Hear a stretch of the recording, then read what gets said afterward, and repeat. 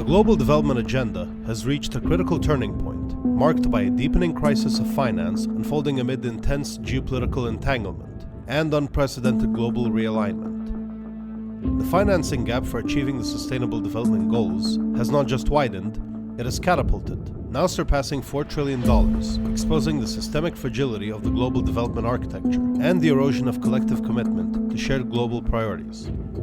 As the world bifurcates into polarized blocs, cooperation is being subordinated to strategic competition, where development finance is utilized as an instrument of geopolitical influence and national interest. This reorientation of priorities is clearly visible in the actions of major donors. The United Kingdom's decision to reduce its aid budget by more than £4.5 billion, the United States' reallocation of US aid resources towards strategic flashpoints, and the European Union's assertive pivot toward geopolitical interests all signal the conclusion of needs-based development. Consequently, development finance institutions, Africa's essential source of long-term capital, are operating under immense unsustainable strain. This pressure directly threatens to halt all progress on critical SDG targets, risking a generation of economic growth, where 67% of the world's extreme poor already live in sub-Saharan Africa. This session will confront this new strategic reality. We will debate how Africa can assert its strategic non-alignment, demand profound institutional reform from DFIs, and implement innovative financial strategies to secure the trillions required for the SDGs, ensuring the continent does not become a casualty of the shifting global order.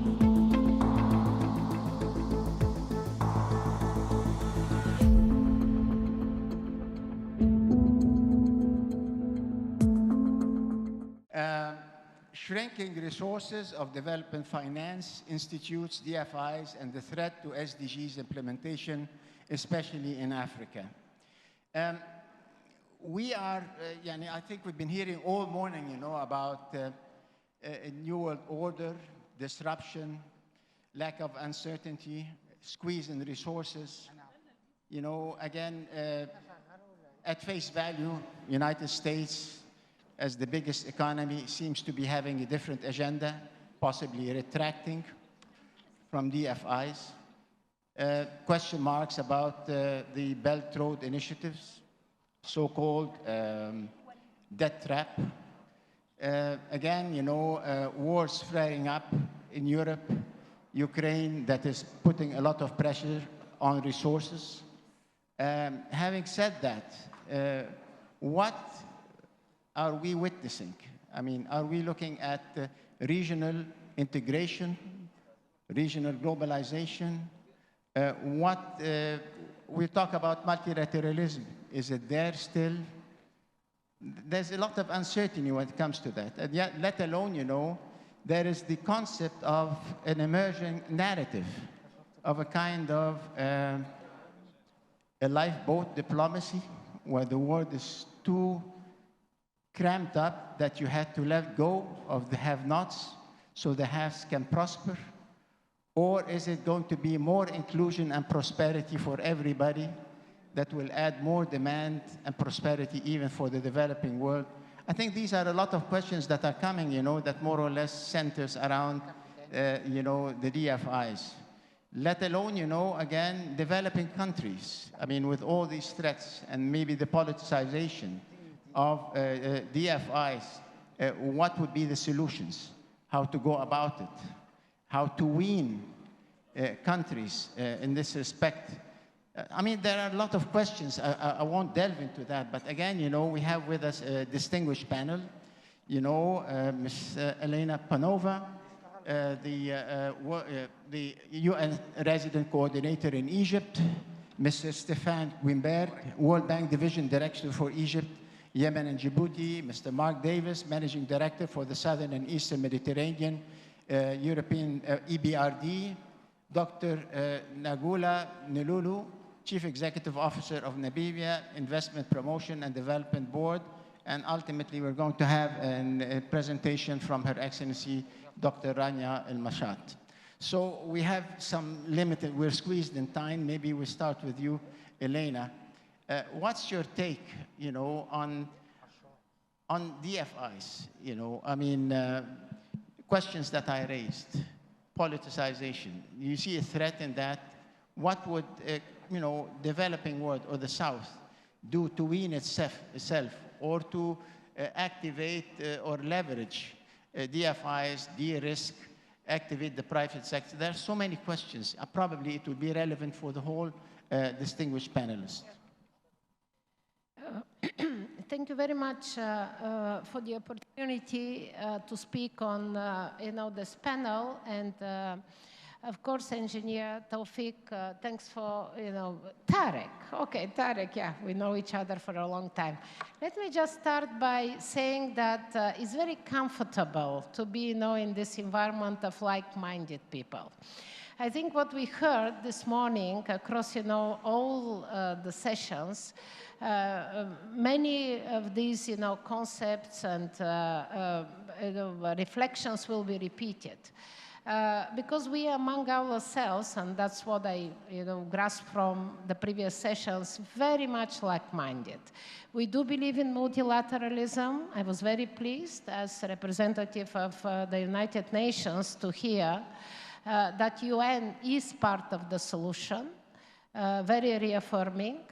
And of course, I want to make the point in the beginning that United Nations is not a DFI, right? We are not a financing organization. We have, all these powerful guys next to me, the heads of multilateral development banks. UN is, more and less of all this. So, going back to the development finance, and I will briefly speak on how the UN sees development finance, and being here, based in Egypt, leading the UN system in Egypt, I will also touch base on a few areas where we as UN we believe we have a comparative advantage, and I think we can do better in partnering with the DFIs.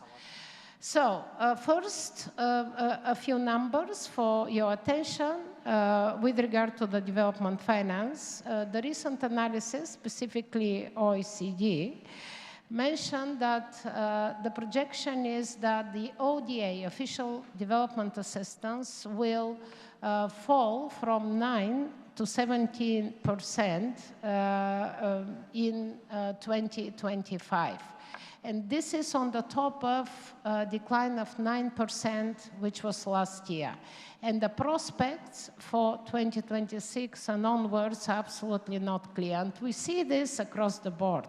It's not just USAID that cut funding, but across the board of the development agencies, we see a decline in the development assistance. For Africa, the implications are really profound, really profound. They were really depending a lot on development assistance. And the gap on an annual basis is around 670, 760 billion per year. And here I will come to the UN in Egypt. United Nations in Egypt has 26 UN agencies that work across the entire spectrum of sustainable development, partnering with the civil society, with the think tanks, supporting the government is achieving the sustainable development goals. The cuts for this year and 2024, 2025 are 87 million. 87 million less funding for the United Nations to, do its program and projects, which is around 13% of the overall envelope of the UN. And it's not that much about, the amount. What is important, where the cuts are, in which areas. Because the implication, if you do the analytics, is for the most vulnerable, regretfully. When the development finance decreases, it usually hits the most vulnerable. And again, talking from UN point of view, the three major vulnerable groups that are already feeling the impacts of all these programs and projects that had been stopped are first, migrants, refugees, and host communities. That's the first group. And here you have, huge vulnerabilities. The analysis that we make point that this group is, among the most vulnerable. And when you cut the development finance, they're the ones that suffer most. Food insecurity, lack of livelihoods, million of them got, disconnected health services. And we, as you know, is the UN and the NGOs that are at the forefront of supporting those most vulnerable population with development finance, of course. The government is taking over with the new asylum law, but it's not yet there. So when it comes to supporting the most vulnerable, including the host communities, for the time being, it's mainly UN and many of our agencies were relying, to a great extent on funding from the US. UNHCR alone, 37% of their funding was coming from US. So huge impact. Second group that was impacted, women and girls.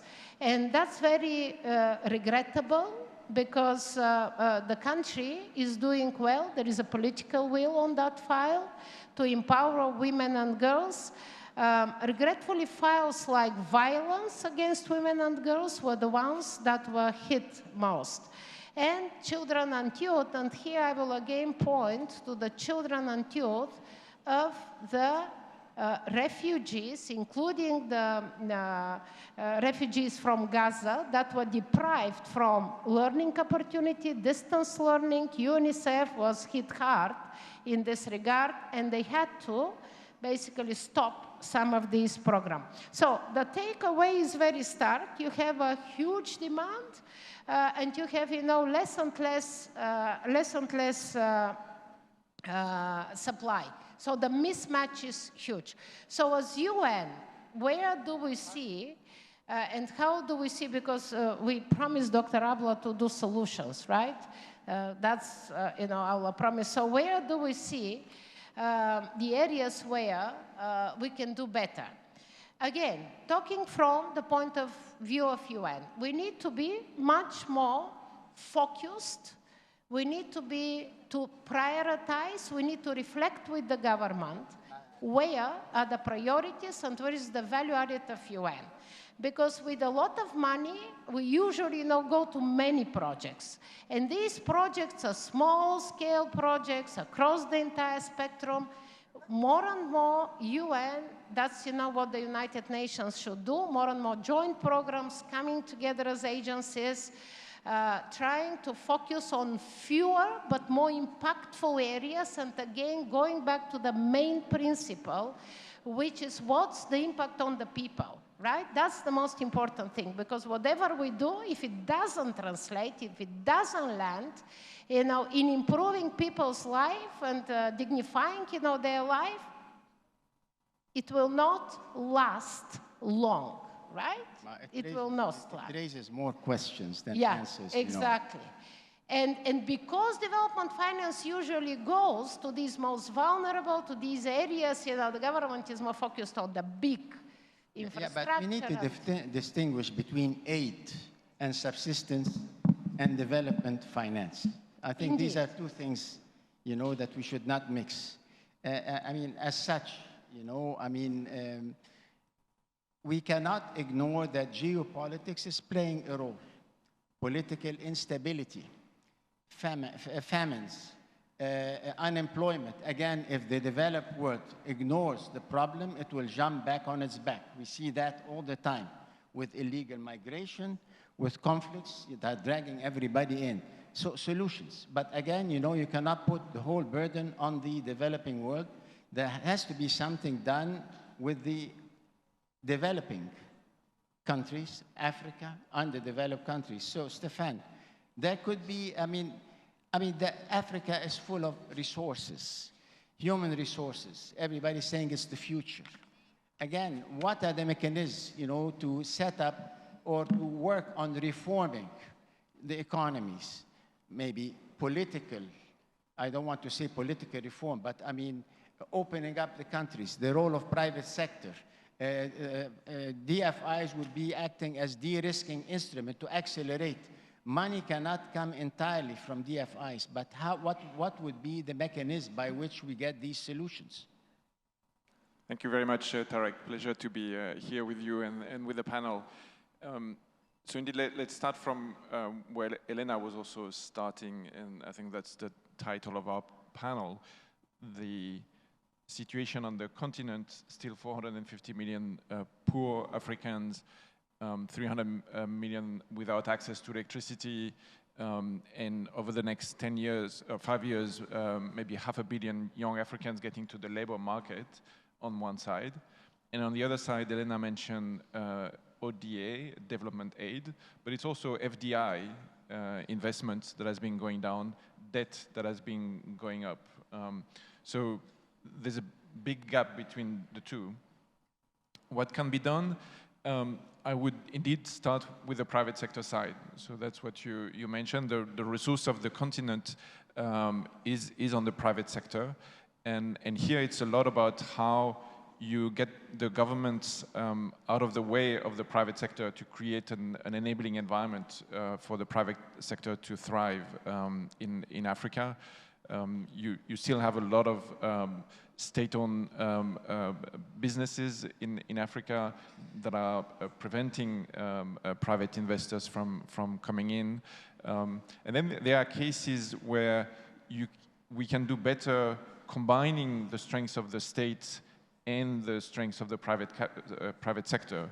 So take a number of infrastructure projects that cannot be fully financed by governments because debt is too high and it's too expensive, that cannot be financed fully by private sector because the risks over a long period are too high, and there are increasingly good financing structures to combine the strengths of the two, to combine the strength, the capital mobilization of the private sector with the risk bearing capacity for de-risking of the public sector.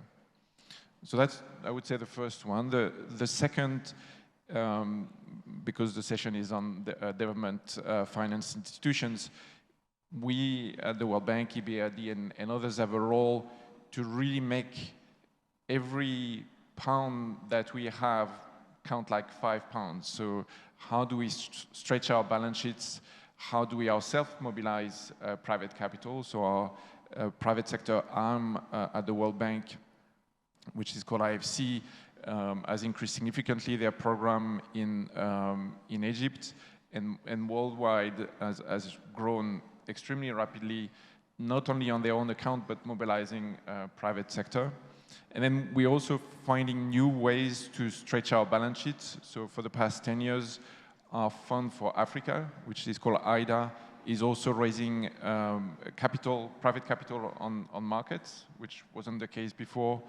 Most recently, there was an interesting transactions by IFC to take some of their loans on their books and sell them to the market to be able to reinvest more in developing countries. So that's the second.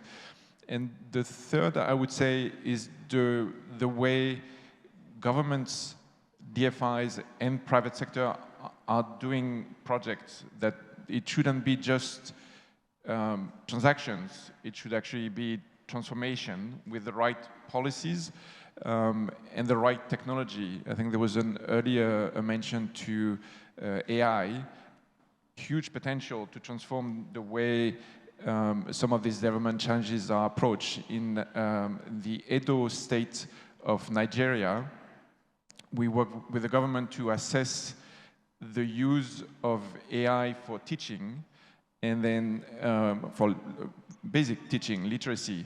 And then we can evaluate that in 6 weeks, these kids, with the help of AI, were able to get 2 years of learning. 6 weeks, 2 years. So we also have a lot of options through technology to drastically increase the impact that every single investment we make can bring to Africa. But you know, you're talking about the supply side. There has to be a demand side for that to consume all this talent that is coming. So, I mean, in this respect, you know, I mean, I would maybe pass on the question to Mark. Maybe, you know, Africa has been more of a commodity-based, historically, economies, you know, and in this respect, when you look even at the infrastructure, intercontinental infrastructure, there is no connectivity as such. So this kind of logistical integration is still yet to exist, you know. Are there any ideas of looking at the continent on a regional basis rather than on a country-by-country basis? I'm saying that, you know, in a context that EBRD has been one of the most instrumental tools here in Egypt for the last 10, 12, 13 years, you know. But then again, you know, it's only localized as such. So I don't know, I would like to get your take when it comes to that. Sure, thanks, it's a pleasure to be here with all of you. On the regional question, look, I think we are thinking regionally and we are moving regionally. So Southeastern Mediterranean, all across the Southern and Eastern Mediterranean is a region, but we're also moving into Sub-Saharan Africa. Could you please have the mic closer? Yeah, we have, and we're moving into Sub-Saharan Africa, for example, because we think we have a business model similar to IFCs, but also similar to World Banks, because we both do public and private, mostly private. That's applicable. So, and we're also using things like, for example, the Noafi platform in Egypt to communicate that to other countries as a platform that works for them. The same thing with the Turkey industrial decarbonization platform, which is working successful in Turkey. We're bringing that to Egypt, right? So I think the regional approach certainly makes sense. I think very broad topics today. So when it's so broad, I try to think on basics, because the basics of an economy are the same everywhere, although there's some differences between developed and developing economies. So I want to touch on that because I think it's part of our approach. The first one is you know, you have 4 components, or I'm making 4 components right now, right? Governance, prices, project preparation, and finance. Governance is always the most important. Governance is everything. Countries that have good governance tend to have increasing wealth over time. This is the #1 correlation in my mind, and I see it across every country I work in. The second one is prices. The one indicator that we have the most information on is prices, and it tells us a lot about everything. Prices are extremely important in the global context today because the tensions that we're talking about today are largely a function of the fact that you have the developed and the developing world. The developed world has more expensive labor, but they have better technology, and while the developing countries don't necessarily have the technology, but they have lower prices, right? So there's a natural resource transfer that takes place and an evolution that takes place over time, which is creating tensions. If you think about Rio Tinto, we heard in the last presentation, 17 billion in one of the countries to produce a commodity. What defines rich countries is that they sell high value-added exports to each other. You want to be in that group. Basic commodities is the base for that, but you want to jump over time to producing high value-added goods and services. That means technology, it means governance, it means, and then you can raise prices and raise salaries. So, you know, just exploiting commodities is just the first piece. You need the revenues from that, but then you have to climb the supply chain. The other aspect of the prices and the natural transfer, you know, where wealthy buys cheap, right? That creates tensions. But we also have the financial world around that.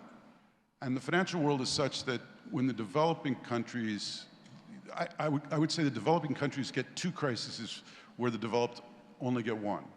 So the developing countries have their crisis from their own governance, their own weaknesses, and it happens from time to time. It's very challenging, creates volatility, makes it difficult for investors. But the developing world also experiences the crisis that comes from the developed world. And we saw that, for example, in 2008.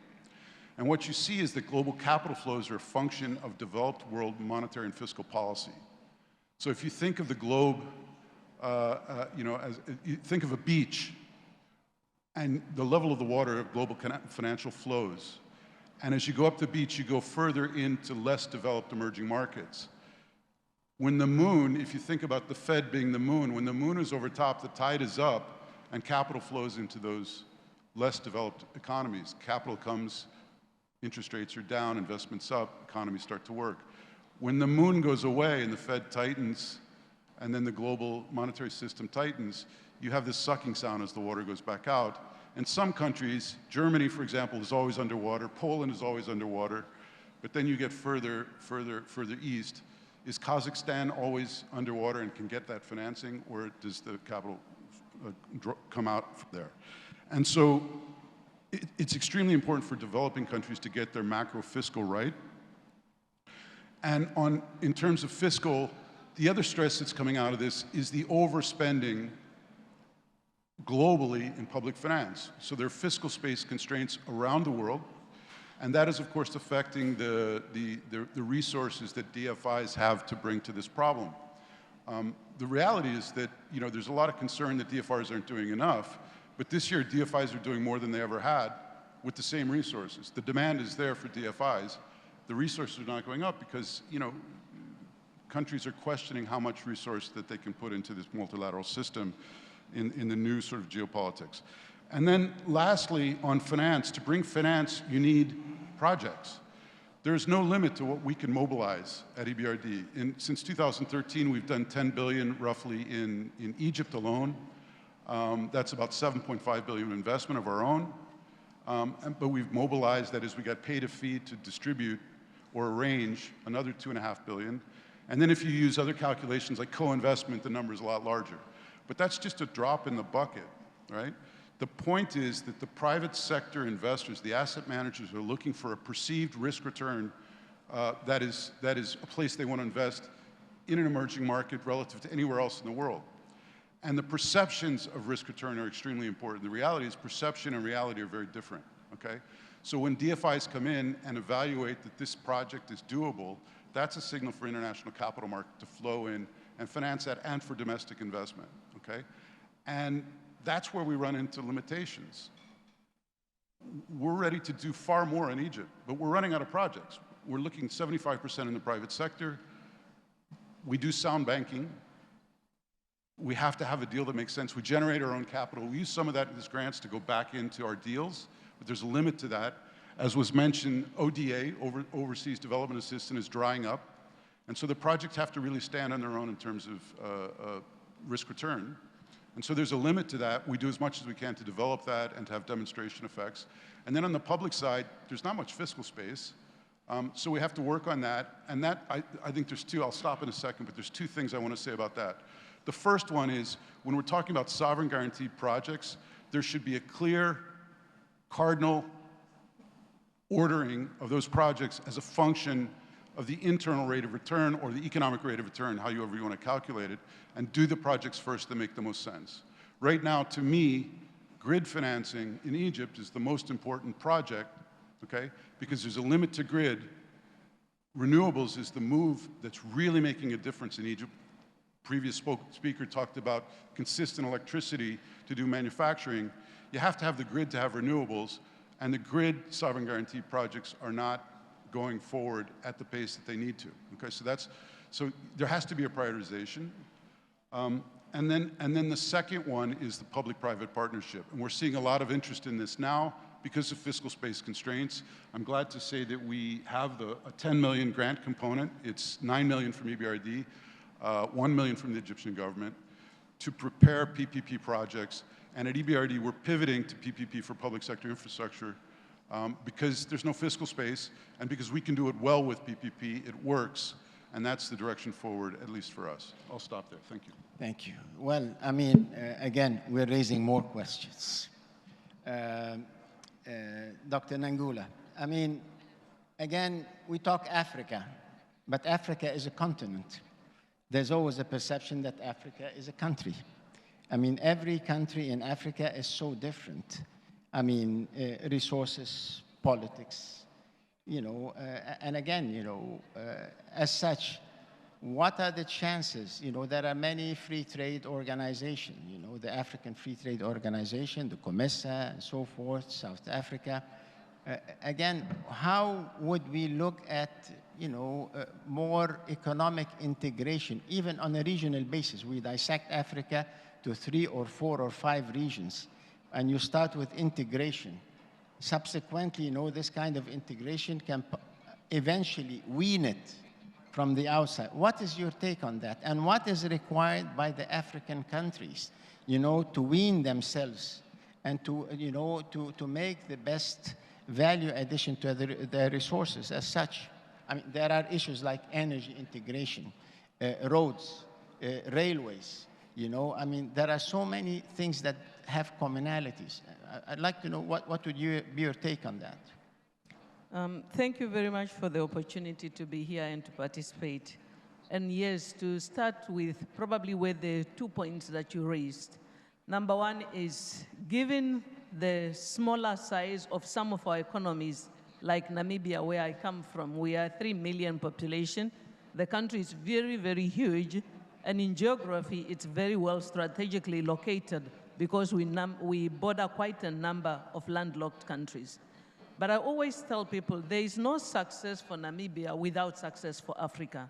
So the success of Namibia lies in Africa because whatever we need to do, it must be done at scale, and Namibia does not have that scale. And also there are other areas that we see that we know that if we are able to connect the continent or the regions, then we will benefit, get more benefits. Example, Namibia is bordering with Angola. Angola is one of the countries that produces excess electricity, but we do not have grid connection between the two. So we import energy from other countries such as South Africa, that actually is, yes, number one, their electricity is coal-generated while Angola is hydro, and it is more expensive. So now all we need is to have some interconnect between Namibia and Angola, and we'll be able to unlock that significant electricity, not only for Namibia, but for Botswana, for South Africa, and other countries. So again, it's just that emphasis that when we are connected and when we are collaborating, we will probably do better. One of the recent quote that has become one of my familiar quote or favorite quote is one that they say, the challenge that we have is not that we are outnumbered, our challenge is that we are out-organized. And if you look and we say that, let's look at Africa and we say, the world is happening, this is going on the world, and we will suffer, and whatever will happen. The one thing that we need to know is people will not continue to work with us out of the goodness of their heart. Just because they feel pity for us or they feel guilty, they're not going to do that. We are going to do that when there is something in it for them, and there is something in it for them, and we need to know what is in it for us. What do we export as Africa? We export resources and we export capital. One of the largest exports of Namibia is money. We have got the 3rd largest pension fund in Africa, and a significant portion of that money goes outside of Namibia and helps develop other economies and not Namibia. And that is probably the point of Africa also. They say Africa's pension fund is about $400 billion US, but we do not have projects. So coming to this point, I've been working now in investment promotion for about 5 years, and every time I ask somebody, it's like, where are the projects? Just to have bankable, feasible, viable projects is a challenge for us. So we need to focus on how do we organize ourselves, how do we invest more in research and development, how do we attract highly skilled professionals, some of whom are Africans in the diaspora, so that we can put together projects that we are able to attract capital. So I'm not convinced that there's not enough capital in the world. I actually believe that there's too much money in the world. The point is, why are they not finding their home in Africa?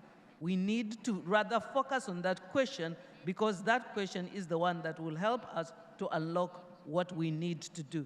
And yes, DFIs can help us, because one thing that as Africans we have done, we have established or we have formed DFIs, whether it's the Africa Development, whether it's the African Bank and so forth. At least they are the one instruments that we have that we all share in common. So we still have our own government, we still have companies that are operating, and they might be operating in more countries, but their home is in one country, but the DFIs is what we own all. So if we can really use DFIs to help us as Africa from an economic development point of view to organize ourselves by having projects that are cross-country, that are regional, integrated, that are continental integrated, I think we'll be able to come up with quite a number of projects. And yes, maybe the last point, for example, we need to form centers of excellence. Every country in Africa cannot process its own resources because we will lose the economies of scale. So we need to determine who will be adding value to diamonds, who will be adding value to gold, who will be adding value to lithium, who will be producing what, and who starts where and who ends where. Because if all of us want to do the same thing, that is not going to get us anywhere. Thank you very much. Thank you very much. I mean, we are going to have to excuse Ms. Elena Panova. She has a flight to catch. So, but we will continue for another couple of questions, you know, considering the time limitations. So, I mean, you clearly mentioned centers of excellence, and this can be more or less spread out through all countries by sector. And this could be inspirational, you know, or could attract best practices. Yet again, we're constantly confronted with political stability, accountability, fiscal discipline, proper governance. In this context, you know, we can pick and choose. Is that what you are assuming as such, on which country, which sector, more or less zero in on where we can score quick wins or best practices and then scale it up? I mean, that's a question. But I also would like to, you know, I have a couple of questions, and maybe we can have quick statements, you know, before we have the presentation of Her Excellency, Dr. Rania. What is stopping private capital from flowing into the global south, even with DFI guarantees and de-risking? Stephane. Well, we talked about a few things, but from your experience. I talked about a few, and Egypt, I think, is a good example to look at. So, number one... Or how can we lure? How can we lure private capital to come in, considering all what's been said? First, make it easy to do business. So, simpler taxes, fast clearance through customs, fair courts, predictability. Predictability is really important, predictability in the rules. I think predictability is one of the cheapest industrial policy you can find. Some of this is happening in Egypt.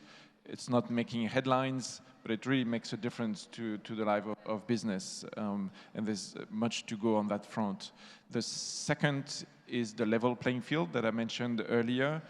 Level playing field so that the government-run businesses doesn't get in the way of private investors. There's a lot of entrepreneurship and capacity to innovate and trade in Egypt historically and still today that needs to be unleashed by reforming the role of the state. Very promising to see the state ownership policy will be revised and further improved soon. And the third, I would say, invest in people. It's often said quickly that the main assets of the continent or the country is the people. But what does that mean? That means then you have to invest in those people. At the moment, in a country like Egypt, but a lot of countries on the continent, fiscal space is very limited. So getting good macro stability, creating jobs, to be able to turn around the fiscal space and then investing in the things that matter most, health, education, social protection, will really make a difference. So I would vote for those three: simplicity for businesses, level playing field between the role of the state and the role of the private sector, investing in people. And I think those will be the source of creating jobs, will unleash the domestic capital that is already in Africa. It's not just about attracting external capital. It will unleash the capital already here and will attract international capital.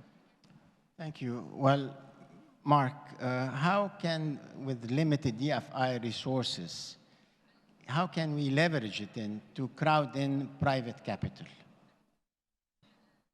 What mechanism? We're talking about solutions now. Yeah, so the answer to that is mobilization and blended finance, I think, broadly speaking. The first one is mobilization. So that means that DFIs invest and attract in private sector investors to come along with them at the deal stage, or they sell it off their book and they do more investment. Okay, so that means that the investments have to be quality, normal risk return, good results over time, stability in returns, and form a track record, which sets a pretty high bar. That means the DFIs are having to choose discipline in the best deals so that they exhibit how well the opportunity really is, because there's a difference, again, between the underlying risk and the perceived risk. International capital flows is about asymmetric information, and international asset managers and companies don't have the information that the DFIs have in the countries that are issuing that debt. And therefore, that following effect is an extremely important role. So that's one. The second one, of course, is blended finance, and that is where you take the limited grant resources that are available and blend that with the private sector. And those are things like ESFD Plus from the EU, which is a grant component that allows us to reduce the underlying risk of the deal, de-risk a deal that couldn't be done otherwise, and then attract in the private sector to join us on those transactions. Or blended finance for energy efficiency and green energy, the GEF facility, for example, where we work with commercial banks. We have risk protection on those deals. That helps to cheapen up the financing to the end borrowers, but also we have a grant component that actually rewards those borrowers when they build CapEx, which is carbon reducing, but only after the fact, only after we evaluate that works. And of course, the donors like that because they see really concrete results. That encourages them in their capitals to be able to generate more grants for similar programs. And other DFIs have very similar. Thanks, Mark. Which leads me to another question, Dr. Nangula. Again, with the political landscape and New World Order and different agenda, how can African countries or the South more or less avoid being a hostage to one country or the other? How would it open up to more or less leverage relationships with all big players in order to have more of a balancing act rather than to get stuck, in a tariff war or a cutting of aid as such? Because it's happening right now. What's your take on that? So I think maybe before I touch on that question, you made a very good point earlier. And that is the point of saying Africa is not a country, it's a continent. And sometimes we are viewed as such, and there's a conflict here, and there's a challenge here. And I really think what we need to do as African continent is probably really look at brand Africa.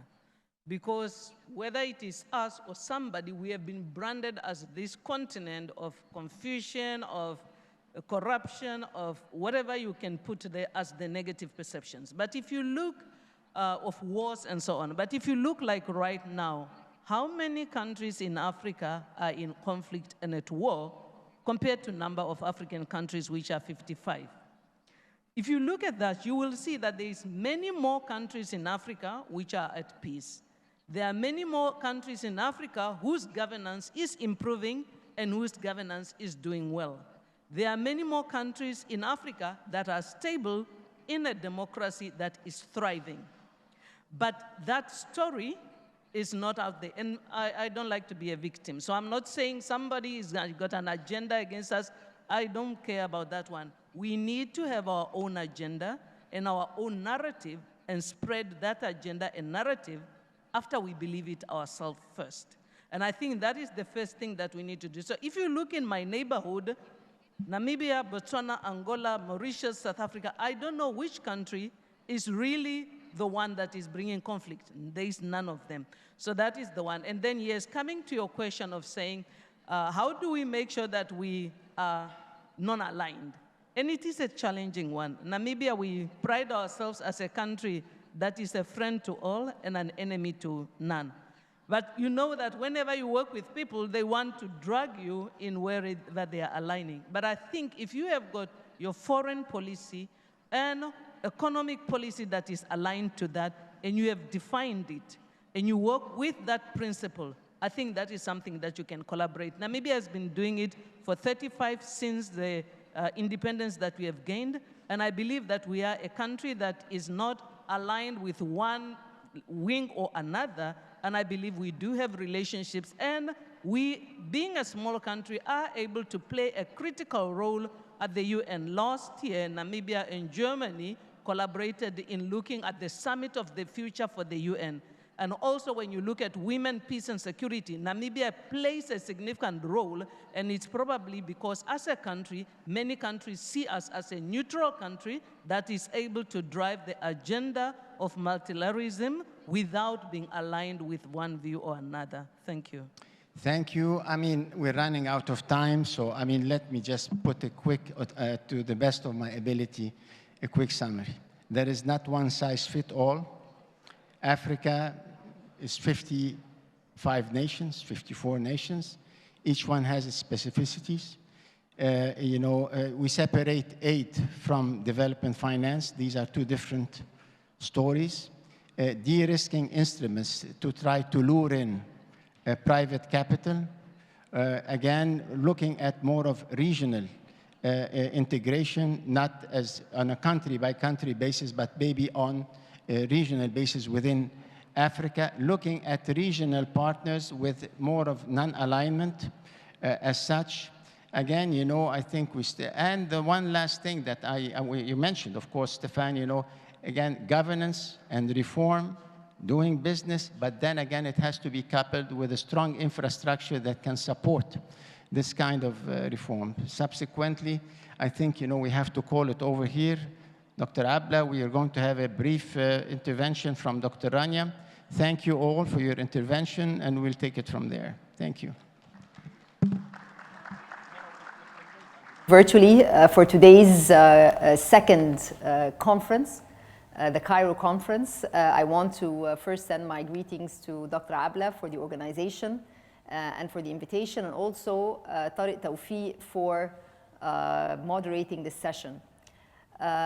Today we're discussing how we can sustain the development momentum in an increasingly constrained global environment. And let me be frank. A year ago, we were talking about reforming the global financial architecture, but today we are all facing new evolving global political realities that have very significant economic implications, particularly from countries that contribute to capital and also to the priorities of the multilateral institutions and DFIs. This is evident in the dwindling resources which are directed to ODA, as more is being spent on other national priorities in these countries. And also this affects the capital which is directed to developing economies, particularly middle-income countries. As the cost of public borrowing continues to rise due to the successive global shocks, the call for directing resources to promote private sector investments in various countries has become a fundamental priority. And that's why partnerships between development finance institutions, governments, and the private sector are critical for mobilizing more resources towards aligning national priorities with global goals. The real challenge is not the finance or culture alone, it's also trying to create that alignment. There's ample global capital, but it sometimes hesitates when risk is opaque or incentives are misaligned. That's why it's important to leverage MDB's technical expertise to support developing countries in improving their capacities to design and implement high-quality investable projects. Also, what limits breakthrough innovation is the absence of adaptive frameworks that combine regulatory stability with operational flexibility. Therefore, alignments are key to creating the resilience that countries need to withstand shocks. And the most effective alliances are those that turn national ambition into shared global goods, which are grounded in credible governance as well as real transparency. And this is the essence and the foundation of what we call global public goods. And I really want to emphasize this because In the different fora that we attend, global public goods are always mentioned, but together we need to really find a proper definition so that the implications on budgets nationally and also on that sustainability analysis are taken into account. There are solutions that may begin within one country's borders, but those impact extends far beyond, lifting regions, strengthening resilience, and also advancing collective prosperity. In this context, let me emphasize a few key points. First, DFI should also prioritize catalytic investments, projects that crowd in private capital, multiply development impact. This means focusing on bankable, high-impact infrastructure sectors that directly raise productivity and enhance and enable inclusive growth. Second, DFIs must also embed climate adaptation or climate impacts into the portfolios. Africa faces over 50 billion annually in climate-related losses, yet adaptation finance remains under 20% of total climate flows, and DFIs can close this gap by funding nature-based solutions, drought-resistant agriculture, and also sustainable water systems, linking climate action to livelihoods and food security. Third, investment in human capital is equally vital. DFI should also align with national priorities in education, healthcare, skill training, and according to the World Bank, every dollar invested in human capital yields an average return of 10% per year in higher productivity and income, and this is something which is extremely important. Furthermore, DFIs must strengthen results-based financing and measurement, tying disbursements to real outcomes. And there's also a growing need for DFIs to pool their funds in multi-asset mobilization vehicles, as global development structuring climate investments on portfolio level can lead to more efficient deployment of concessional climate-related investments. Finally, collaboration is key between DFIs, governments, civil society, and private sector, so that by directing funding towards catalytic, resilient, and people-centered investments, DFIs and MDBs can turn finite resources into enduring development results. And an important tool to catalyze on this is what the World Bank's latest innovation is, a new guarantee platform, which consolidates guarantee tools across institutions to more quickly attract private investments into developing economies. And by reducing credit and political risk exposure, it unlocks commercial financing and supports major infrastructure and climate projects to mobilize capital more efficiently and transparently. Let me focus on Egypt a bit. We have been seen as, and actually acting as, a platform for different IFIs, MDBs, to work together. We have been able to mobilize concessional finance from different partners. Over the past 5 years, close to 50 billion US dollars, 16 billion directed to the private sector, which have pushed investments into the country, particularly into renewable energy and also other key sectors, particularly those that are tradable. So again, it's up to countries to be able to see how they can use the different financing tools from different international institutions to be able to push their economic model. In the case of Egypt, we recently launched our narrative for economic development, and in it we describe that as a whole government, we're trying to push more towards tradable sectors, high productivity sectors, supporting private sector-led growth, and also tying all of this with very clear structural reforms which are time-bound. All of this is linked to maintaining macroeconomic stability. And why is all of this important? To be able to mobilize concessional finance to push the private sector, you need to have a predictable macroeconomic framework. You need to have reliable policies, and this is something that everybody is working on. If I'm thinking a little bit about blended finance, about innovative financing tools for the private sector, let me discuss, for instance, the Nexus of Water, Food and Energy, our country platform. And when we take a look at this platform, and there has been recognition of the amount of financing that we have been able to avail for the private sector, close to $5 billion with companies from Egypt, from the region, and from abroad. And we have a whole list, and I invite everybody to take a look at this. And it's taken as an example of pushing climate change, but also crowding in private investments. And another innovation that we have used as Egypt is the pioneering example of using debt swaps to advance sustainable development projects, implementing successful programs with Italy and Germany. And all of these have actually been directed either to human capital projects, to renewable projects, to policy-related programs. So it's been an extremely useful example of how we can create fiscal space, but at the same time direct them to our development agenda. So maybe to conclude, there are a few lessons I want to share. Platforms beat one-off deals. So, it's very important that countries be very clear with their commitment to reform, with clarity with respect to projects, and also the credibility that you build over time with the international community. We combine concessional finance so that private investors can benefit. And also there's always an element of grant or technical assistance related to it, and therefore you can produce scale and replicability. The other point is that guarantees catalyze private participation so that high-risk areas, renewable, heavy industry, etc., can actually benefit from this. And when I take a look at our relationship with different MDBs and IFIs, I find that guarantees, whether from MIGA or the new investment guarantee that we have with the European Union, we were just there in Brussels last week, 1.8 billion of investment guarantees, which can then be leveraged to 5 billion through EBRD, EIB, or IFC. These are examples, real examples of how concessional finance can be pushed to push private sector engagement.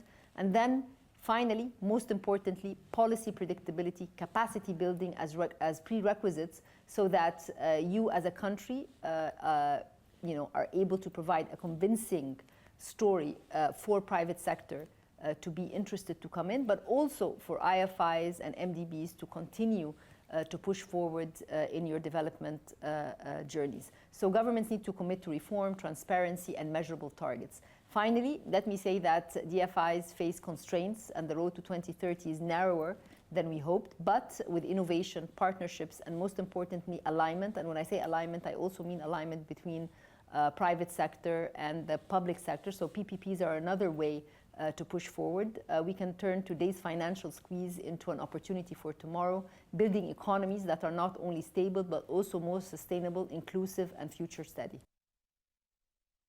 Thank you all. If you can hold on for a minute, there will be a voting on the screen, and then we can adjourn.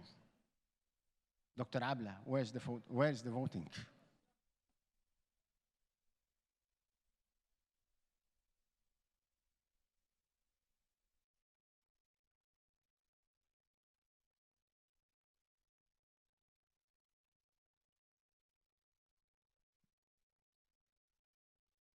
You need to scan the QR code for session 1. Okay, for session 1, that's the one. You still have 42 seconds. This is the result so far. No, I know. On the paper that you have, it is session 1.